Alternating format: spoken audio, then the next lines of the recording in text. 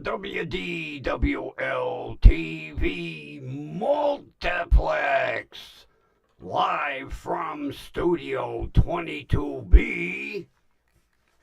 We proudly present the pride of the station, the Two Grumpies, starring the grumpy old man. Oh, that's me. And, the grumpy vulture. Come up here and take your bow. Oh, very nice, very nice. What the hell is... Oh, no. Aftershave again? Old Spice? Oh, get back in your corner. Oh, Jesus. Get back in there. All right, there. Look there. See, okay. Oh, that bird. Good evening, friends. Been an interesting day today. Yes. First off, I overheard something that I wasn't supposed to probably hear. We are adding a couple more studios. Now, I don't understand why we keep adding studios. You can't broadcast from every single studio, although I think the CEO got something up his sleeve. I think he's going to start leasing studios out. Yeah, to make more money. But yeah, we're supposed to be adding 2, if not 3 more studios. So it'll be interesting. Although, I did overhear something else. He likes the way I introduce studios. So, any new studio that they build in the future, Grumpy will be able to do the premier debut of the studios. So,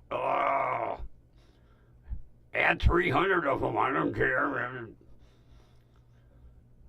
So, that's the scuttlebutt from up in the corporate office. Well, I had to go up in the corporate section today, and it's rare that the CEO is here on a Saturday. So, nonchalantly, I just kind of cranked my ear to the door, and I heard what was being talked about in the meeting. And then, talk about moving quick. I happened to see footsteps coming towards the door, so I ducked around the corner. And then I just kind of nonchalantly walked down the hall. I know they knew somebody was standing at the door, but I was down the other way by the time they peeked around the corner, so that was a close one.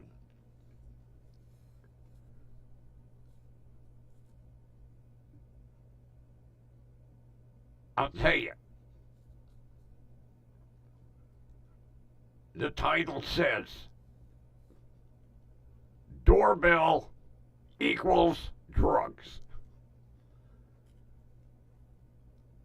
Remember I told you yesterday the delivery service couldn't deliver due to inclement weather. You know, we had that much snow on the ground.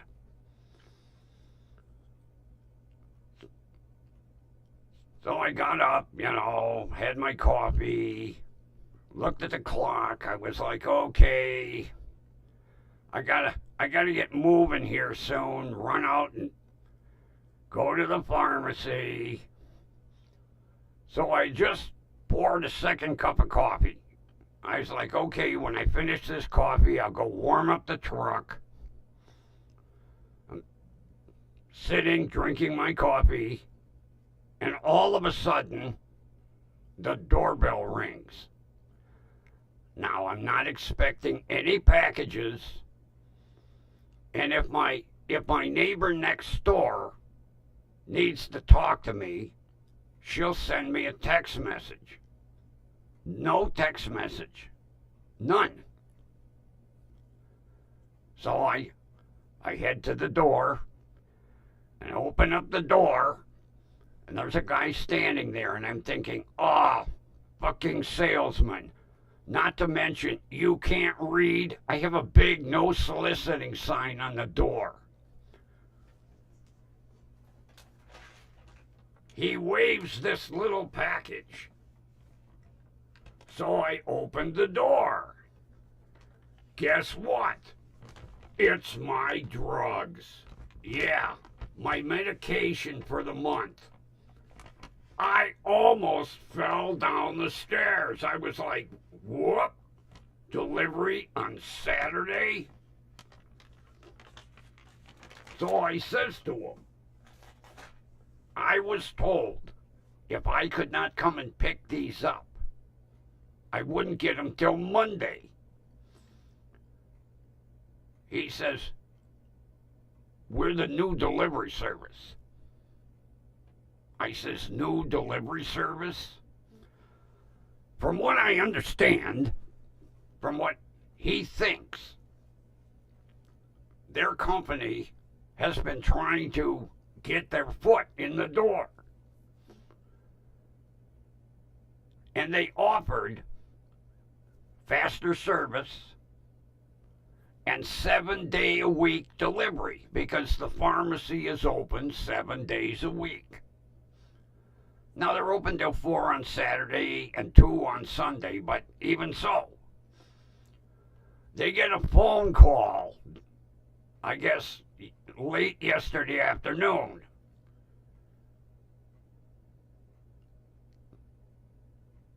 Are you willing to make good on your weekend delivery, like you said? Because our current service only delivers 5 days a week. The owner of the company was like, oh, yes. So the pharmacist says, okay, I got a shitload of packages here. Let's get moving.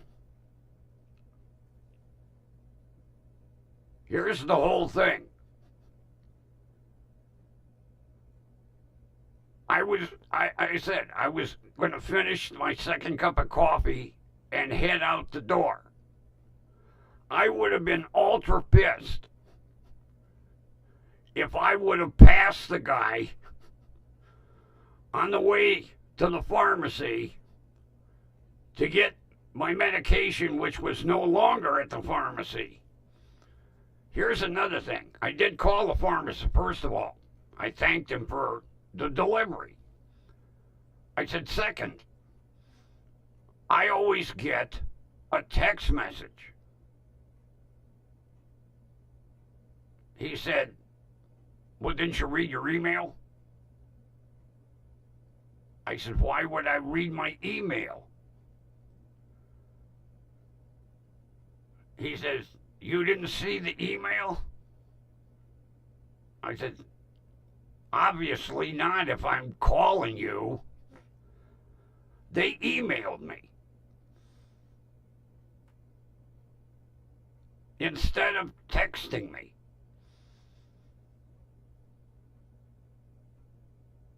The email said, your medication is on the way. I usually get a text message that says, your medication is leaving the pharmacy. Then I go online and I follow the tracker. I had no idea this medication was on its way Because the first thing I do when I fire up my computer in the morning is read all my email. There was no need for me to check my email. So I told the pharmacist I was just getting ready to head out the door. I'd have been chasing that guy. Although, like the pharmacist said, had you gotten here, we would have arranged for the two of you to meet somewhere so that you could get your medication. And then another reason I didn't get a text message is on weekends, they don't work a full crew. They work a skeleton crew. The girl that sends all the text messages is off on the weekend because there's no need. The pharmacist said since they have this new company and they're going to be offering 7-day-a-week delivery, they're going to work something out to make sure that people get their text messages so they don't do what I almost did. Oh, I would have been pissed if I'd have got out there to the pharmacy and the girl would have said, your medication's being delivered. Didn't you check your email? Well, no, I didn't check my email.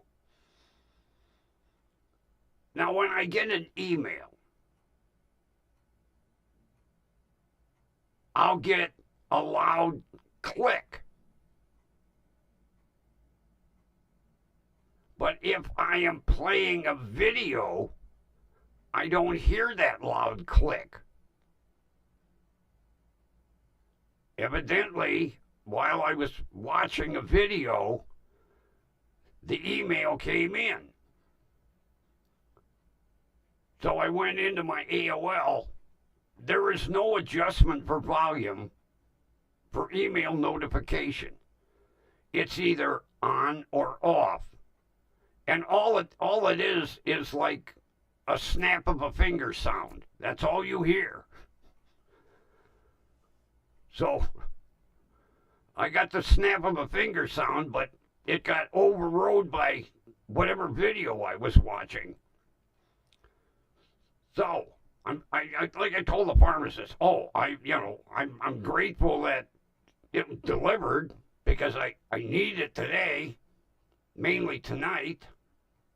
But had I made the trip out to the pharmacy and it not being there, oh, Grumpy would have, I'd have gone ballistic. I could see me walking up to the counter, giving the girl my information, and she come back and go, well, it's out with the delivery service. Didn't you get it? If I'd have got it, I wouldn't be standing here like a yo-yo, you know. But it's nice to know they got a new company. The inclement weather thing, I guess, really pissed them off. Although I did take a look. The guy had a pretty good sized SUV, so that thing is going to go through some snow. But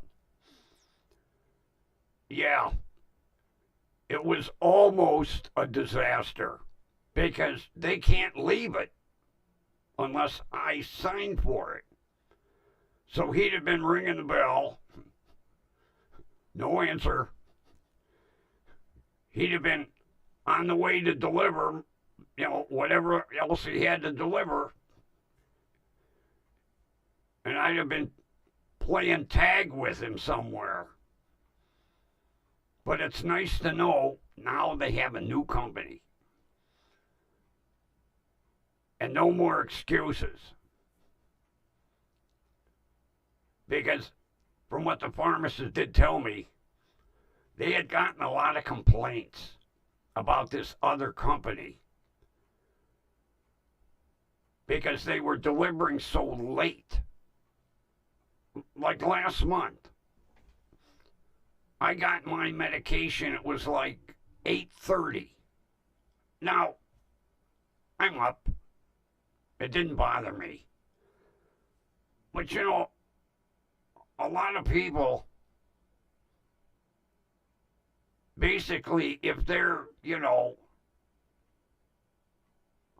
not in the best of health, they're maybe at 8:30 they're sound asleep, or maybe somebody is, like bedridden, and their caretaker isn't around or something. I could make 1,000 excuses, but you cannot be a delivery service, especially with medication, and be unreliable or set your own schedule. Now, I've only used this. This will be the third time that, a little more light on the subject, that I've used the hospital delivery. And both times I received my medication after 8 o'clock. They leave at noon. And that was one thing I forgot to ask the pharmacist. How many deliveries does this outfit have? They can't have a full 8 hours worth of. You'd have more goddamn packages than a UPS man. And I can't see them having that many deliveries. So if this company was picking up at noon, where are they going? What are they doing? Questions I guess will never get answered, but yeah, I was about that far away from leaving because I was about 3/4 of the way through the coffee, and as soon as I, bottoms up, on would have went the jacket, and sweep off the truck, and I would have literally passed the guy. That's probably what it was. I would have literally, although watching on the tracker last month,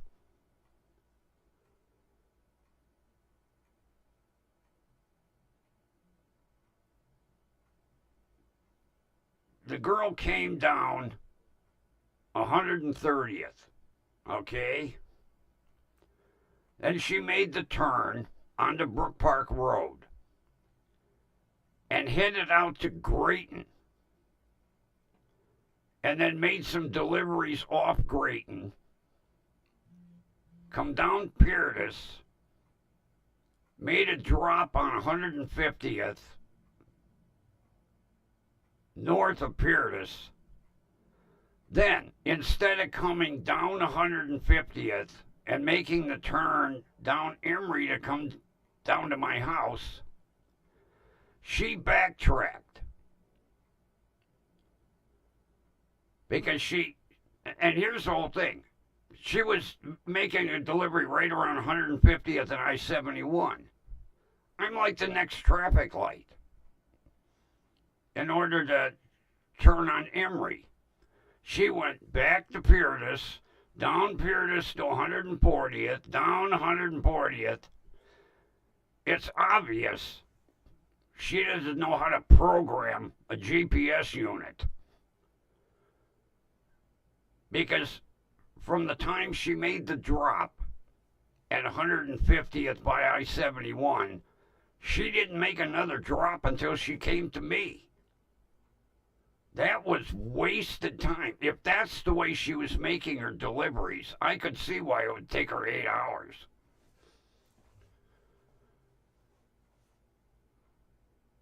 So, hopefully, we're not going to have any problems in the future. It don't sound like it. Now, of course, for the next couple of months,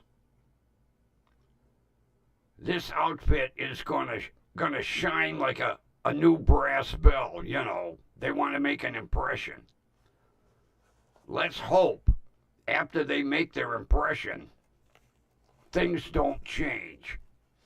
Although I won't be using delivery in the spring and summer unless there's some unforeseen, unforeseen circumstance. Get it out, Grumpy. I mean, if, it's a nice spring or summer day, why have it delivered? I want it delivered in the shitty weather where I don't have to go out and freeze my ass off. Although, the heater in my shit box is like a toaster. Oh man, does that truck, it heats up quick for one, and it'll roast you out for two. It's one of the few vehicles I've ever owned where I actually have to turn the heat down after the truck heats up. Because usually I'm running it full, all the way maximum heat, maximum fan, That's why I hope this truck lasts. It's the only vehicle I ever had that has a heater like a toaster in it, man.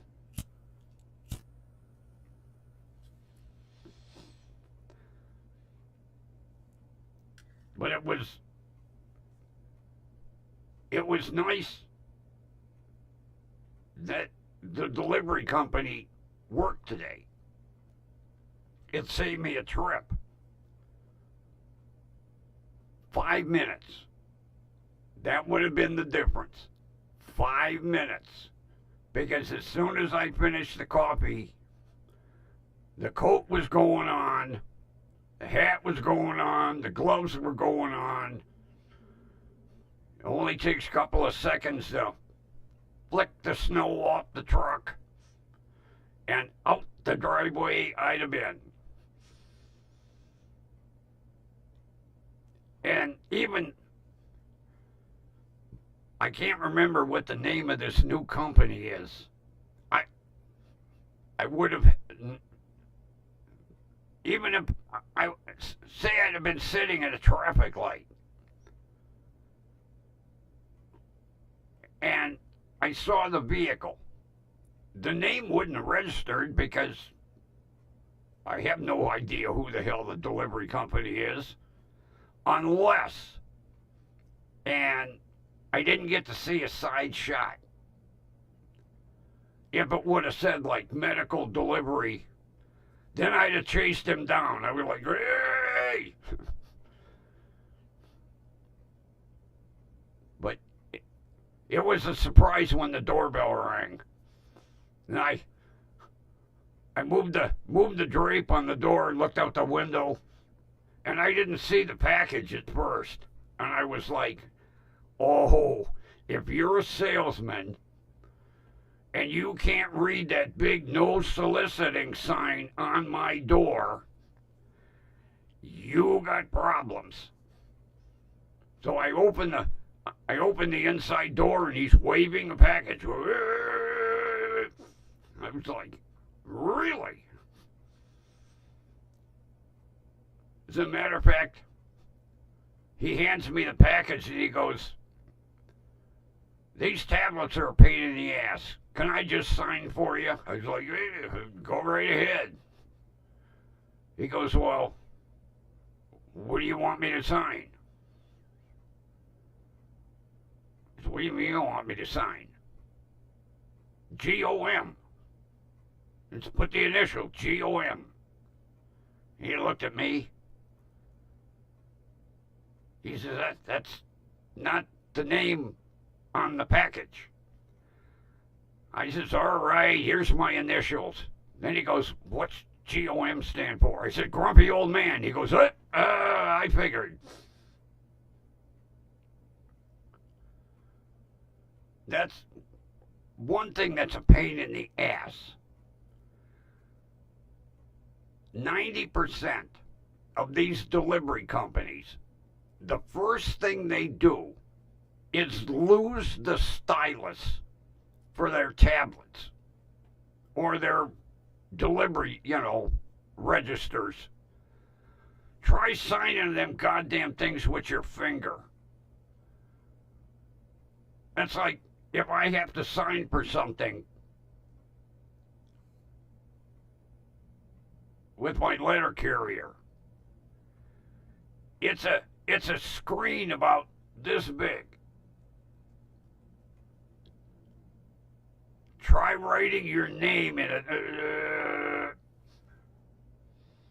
I'm usually lucky to get my first two initials, and she goes, "We're good." And not every machine will use just the standard stylus. Now, like my tablet here, I can use any stylus I want to use. My cell phone only will use the factory stylus. You can't use, if you lose it, you're screwed. You can't do anything on the screen because it won't accept. I've got some generic stylus here. Nope. It only works with the stylus that came with the phone. As a matter of fact, I had a spare one here. Where is it? What'd I do? Lose it already?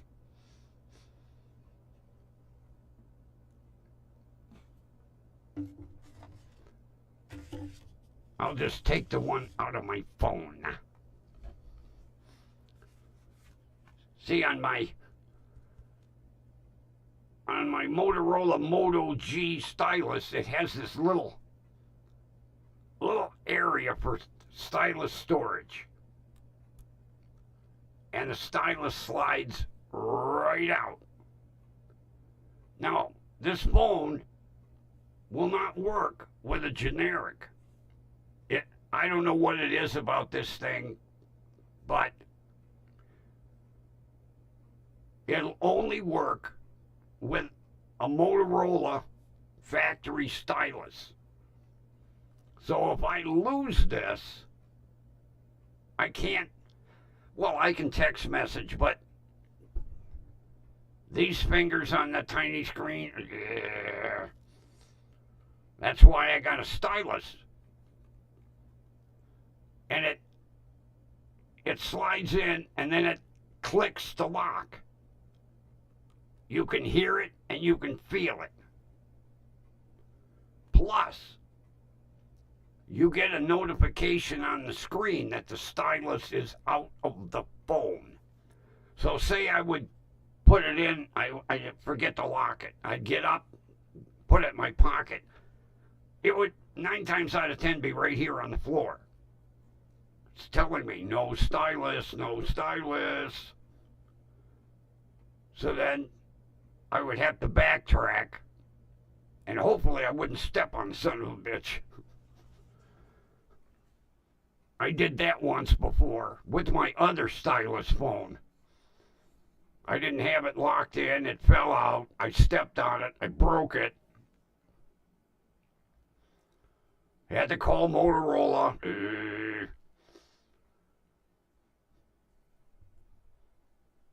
But luckily, they sent me to a phone store in the neighborhood that carried Motorola phones. And they had extra stylus in stock. So I bought 2. Because, be my luck, I'd break another one. But it'll only work with a Motorola stylus.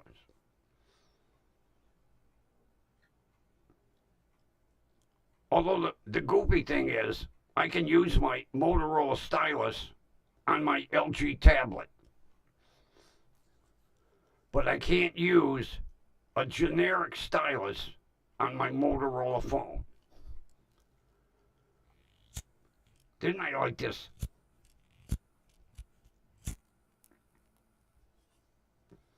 I hate these stupid lighters with that safety button. If you don't push it hard enough, it don't open the propane, butane, gasoline, whatever the hell's inside the lighter. Let me do some housekeeping there. Okay. So, I didn't have to go out in the cold today. Very happy. Even more happy to find, the news that we're not going to have a delivery interruption. Because otherwise, if I was depending on delivery, I'd have had to wait till Monday. That wouldn't have worked out very well. So today, I had to go pick it up. Thank God I had a second cup of coffee. That's all I got to say. Had I gone out that door, I would have not been a happy camper. Especially if I'd had to drive all the way out to Parma. Only to walk up the counter and the girl go, "What are you doing here? Your medication's being delivered." They would have seen a side of grumpy they wouldn't have wanted to see.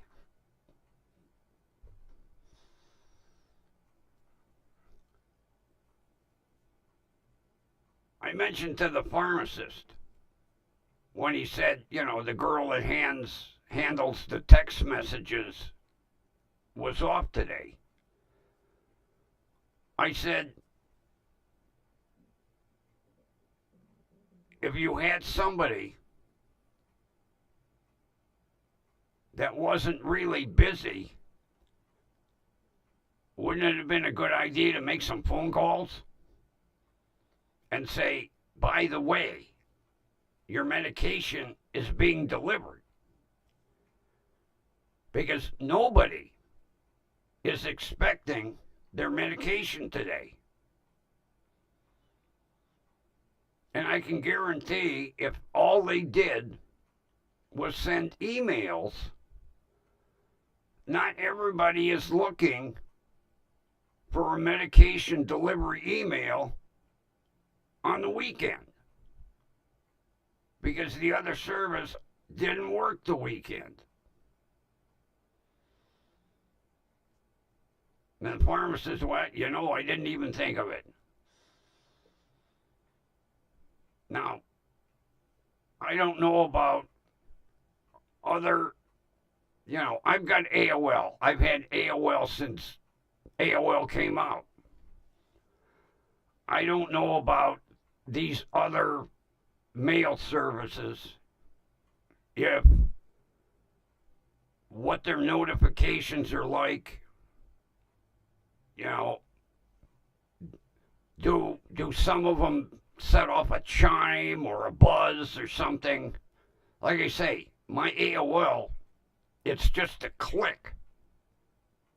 Sounds like somebody snapping their fingers. That's what it sounds like. You can't adjust. That's not. I think I'm going to make some calls Monday, like to AOL, and say, hey, can't you put something else with a notification for email? Like an option of a chime or something. I didn't hear that click because I was playing a video at the time. As a matter of fact, I was watching some police chases. So, with the police sirens going, maybe if I'd have been watching something else, I'd have heard the email notification click. Kind of a stupid system, but You know, like if with my Windows, if I have like weather notifications or something, a chime goes off, and then a little box pops up in the corner. You don't get that when you get an email. No chime. Even if there would have been a little alert, little pop-up alert that said, new email.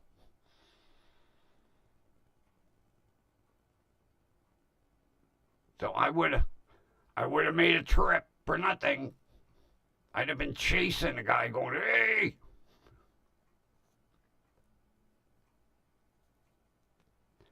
But it all worked out in the end.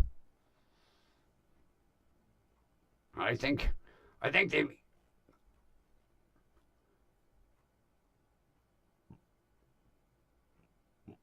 my medication was actually the one was $10 less. I find that hard to believe in this day of age. Usually there's an increase. Like a couple of months ago, $100. Because I looked at my receipt and I went, did they give me the wrong medication? I looked in the bag, I was like, no.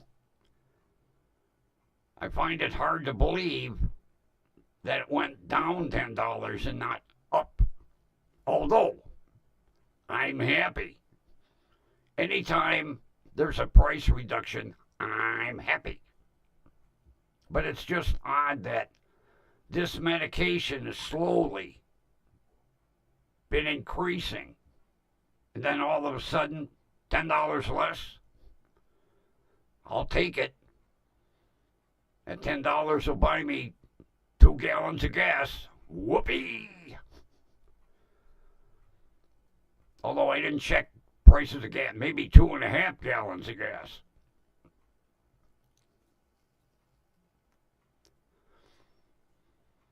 I read an article. It was during the summer. And it said, get this, by the end of 2024, gasoline will be back around $1 a gallon. I don't know who wrote the article. I didn't put much faith in it. Not the way it's been. Now it would be nice. Oh, I remember those days. I remember the days of gasoline being, 50 cents a gallon. Of course, you got to take it. It's commensurate with the times. We think 50 cents is cheap now. When you were making, maybe 75 cents an hour, no, 50 cents wasn't really cheap.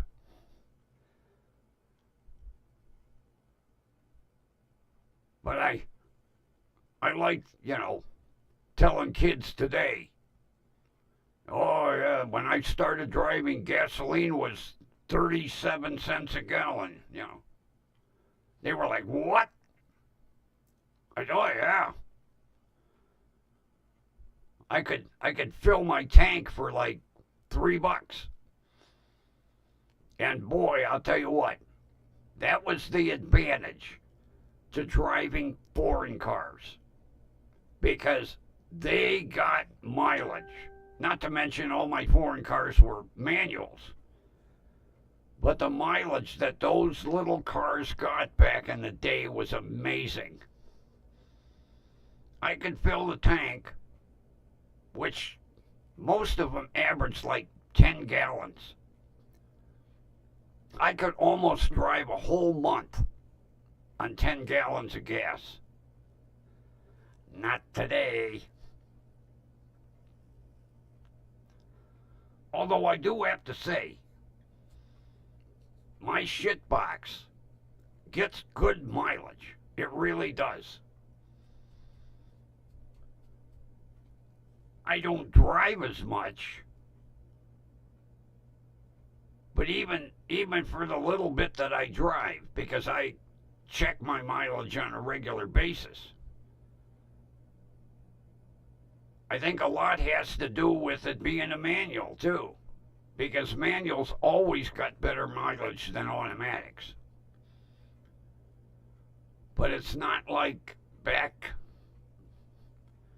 in the late 60s, early 70s, you know. I miss those foreign cars. I had an English Ford. I had MG Midget. I had an MGB. My Fiat Spider. Oh, there was a car. Whoa. Fiat Spider. 124 convertible with a removable hardtop. It had twin tops.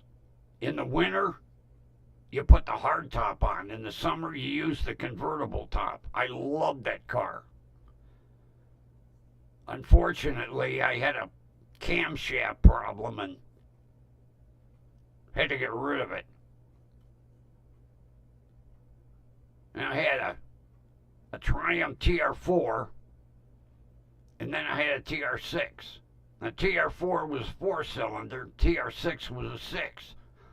I wanted a TR8, but I could never get my hands on it because that's when Triumph put the little, I think it was a 260 horsepower. Was it a 260? I think it was a 260 cubic inch V8. They shoehorned a V8 engine in the front of that car. I had driven a couple of them. They were hot. I wanted one. First of all, the dealerships were getting a fortune for them. And anybody that was selling them used was getting a fortune for them because there weren't that many. But I always had foreign cars. I loved them. I always used to catch hell from my father. Hey, you're driving that foreign crap. Hey, I'm paying for it. Drive what I like. The MG Midget was a riot. It was like driving a casket. That's how tiny it was. And everybody's like, how can you get in that car? Well, what they did was they engineered the footwell way out next to the engine.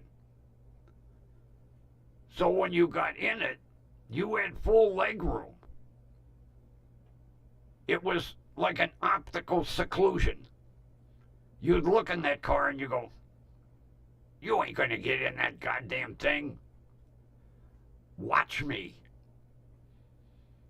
Another little hot rod I had a Bug-Eye Sprite. Oh, that was cool. The major problem is I had a bad habit of reaching up on top of the windshield to pull myself up to get out. Well, I ended up busting the windshield mount. We could never get that windshield to hold again, no matter what. I'll tell you what, I had it like 3 different body shops. And it was an aluminum framework that bolted into the body. They could never weld anything in to hold that damn windshield. And it had no upper support because it was a little convertible. It just bolted into the cowl. I'll never forget that day. I went in and snap. Like, oh no. I stuck the windshield assembly in the front seat next to me.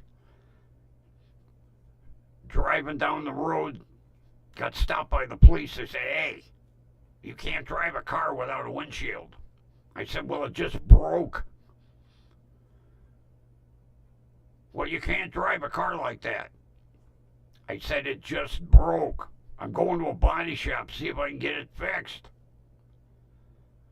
The cop just kept saying over and over, you can't drive a car like that without a windshield. Excuse me. I'm on the way up to a body shop. Well, you know you can't drive a car. Finally, I said, can I go? Yeah, but you can't drive a car like that. So they were able to get it temporarily.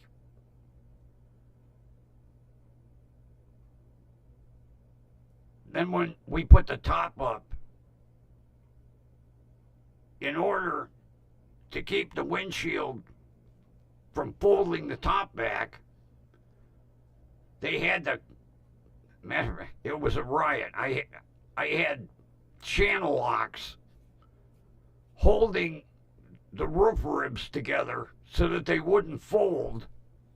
Of course, the one channel lock was like right here. So every time I turned my head, I smacked my head on the goddamn channel locks. I ended up having to get rid of it. But that was a fun little toy. All the foreign cars back in the day were fun. They had a unique sound to them.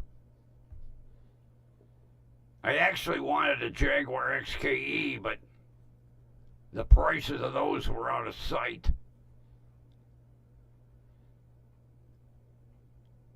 There was another one that, besides the Jaguar, they used to import the Rover, not a Land Rover, Rover. It was the neatest little sedan. It wasn't too popular. They only imported it for a couple of years. There used to be a dealership right at the corner of Brook Park and Pearl. I still remember it to this day. J.L. Hornsby. He carried every import that they ever brought in. I used to like to just drive out there and just look at all the new models of all the foreign cars, because he had 3 floors on top of it. It was a hell of a building.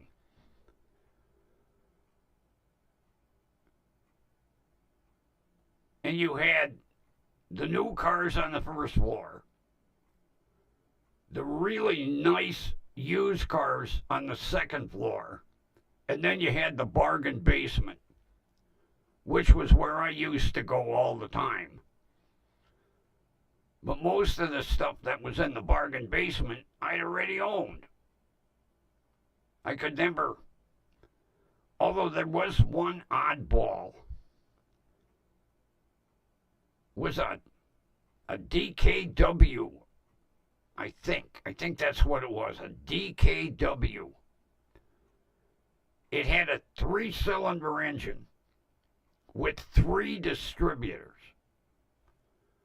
Even the mechanics couldn't get the car to run right. It was at a cheap price because it didn't run right.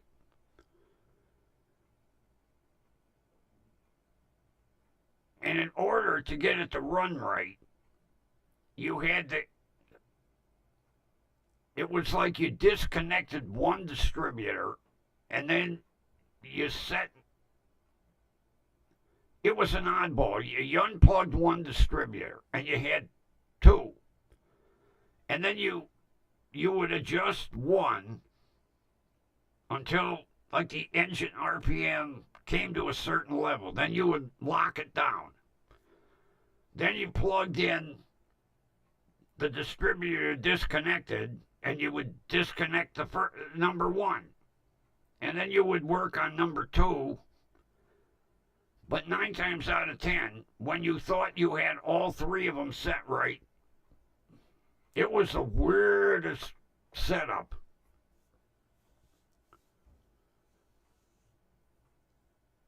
I think the car was like $200. It was a neat little car. Even the dealership mechanics, they were like, we've never had one of these before. We don't, They played with it. They could never get it to run right.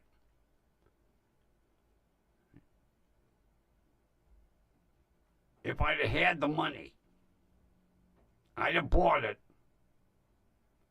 and just kept playing with the engine until maybe I would have hit it lucky.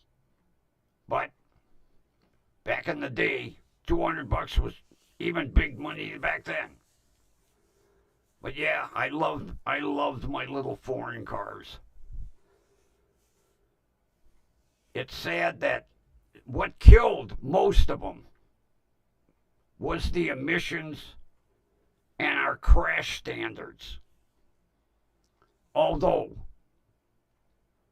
those were scary cars to drive because, like, even with the MG Midget, your feet were sticking out right.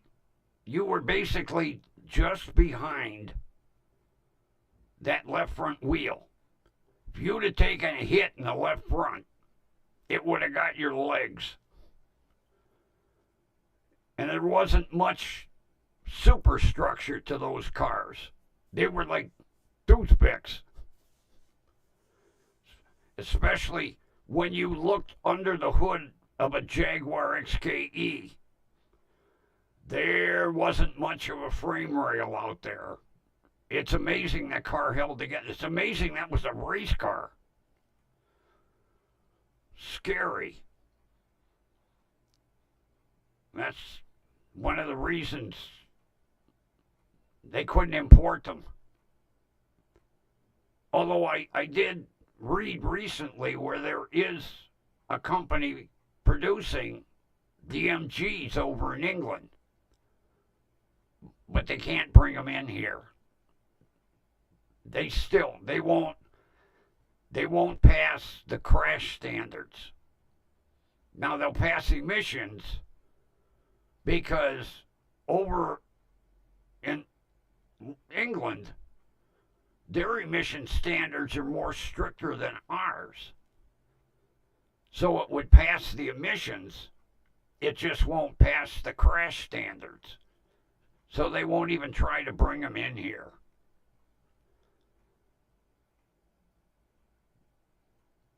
Like with the Mini, BMW had to re-engineer that whole car because back in the day, the Mini was a Mini. The actual Mini that we have here today is not even close to what the Mini was back in the day over in England. Well, they did bring them in here. When you look at a Mini from the 60s and the 70s versus a BMW Mini, the BMW Mini looks like a pregnant elephant compared to what the Mini was back in the... Hell, it only had like 12-inch wheels, 10-inch wheels. It was a cute car back in the day. Another one that I wanted was a Morris Minor. They made little itty bitty panel trucks. Like back in the day when Ford and Chevy used to make what they called a sedan delivery. They made a little itty bitty panel truck. There was a guy up on Rocky River Drive that had one. Oh, I wanted to buy that thing in the worst way. It was the cutest little thing. It looked like a Tonka toy. He wouldn't sell it. He would not part with it. I think I was too excited about buying it. You know, I kept bugging him. And I think if I would have left it alone for a while, he might have, all right, I'll sell it to you. But it was, they were the cutest little trucks. I wanted that thing in the worst way. But like I say, it looked like a Tonka toy. Of course, everything that was imported from England was small because their roads are really small. If you were to take, even today, a Ford F-150 over to England, it would look like a semi. Like when we had the small Transit Connect, that's about the size of the vehicles that they have over in England to this day. Ford Transit vans are huge over there. They're not that, it's a van here. We've got SUVs that are almost as big as that. Well, that's why vehicles from England are small, because they still have 90% country roads over there. Some of their roads are like 1.5 lanes. If you got somebody coming the other way, the two of you got to give, I would love to bring some of the small stuff over here. Can't do it. Especially their cabs. I would love to have a London cab. I think those are the neatest looking things. But see, in order to import it, it's got to be over 25 years old. Very few vehicles over in England are 25 years old. They really have strict inspection standards over there. You can't have any rust. No way. And they're like here. They use a lot of salt. Their cars get eaten up. Most cars in England average 10, maybe 12 years. After that, they're off the road. That's why you won't find hardly any vehicles imported from England that are over 25 years, because they don't exist. Although, what I really want is a Japanese mini truck. I've mentioned it before. Just gargle Japanese mini trucks. There's an outfit in California, plus there's one down, I think, in Georgia, that are importing them. They're over 25 years old. They are clean. Oh my God. I go on the website a couple times a week just because I want to see what the guy's got new. It's amazing how clean them 25-year-old trucks are. If I could swing it, I'd buy one. They are cool. And they got Nissan, they got Toyota, Mitsubishi, Subaru. Oh, the Subarus I love. It's called the Sandbar. Subaru Sandbar. It's still got the round headlights. It looks like a giant bug when you see the windshield and the headlights and the cab. It is the coolest thing.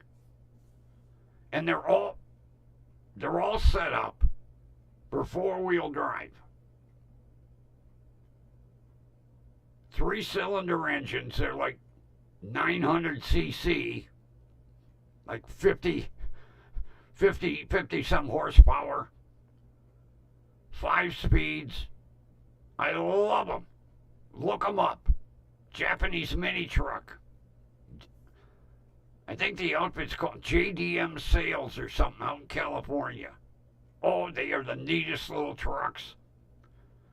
There's a few of them floating around here on the west side of Cleveland. I haven't been able to talk to anybody that owns one. I want one.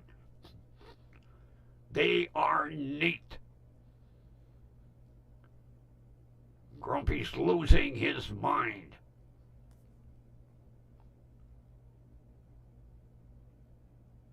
Be one neat little toy to have. Plus, I'd have to learn how to shift with the other hand because they're all right-hand drive. That'd be fun. What gear am I in? Yeah, right-hand drive. Little tiny cabs. They are the neatest little trucks. Of course, they're from Japan. Small roads, small people, small trucks. Makes sense.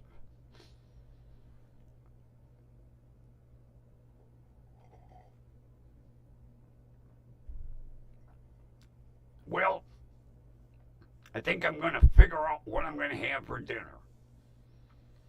Time to find my outro music. Damn tablet, don't act up. No. No. For some reason, it always wants to revert back. I clear the song off of there. My intro, I clear it off. For some reason, as soon as I open the damn thing, it goes right to that. All right, outro.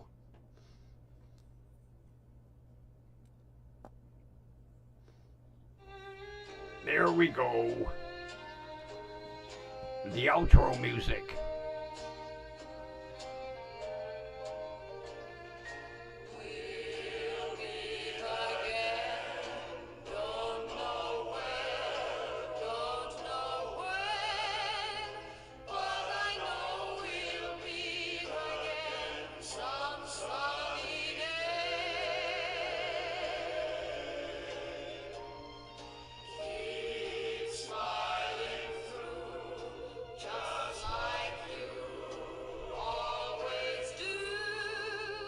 Gotta find my clicker.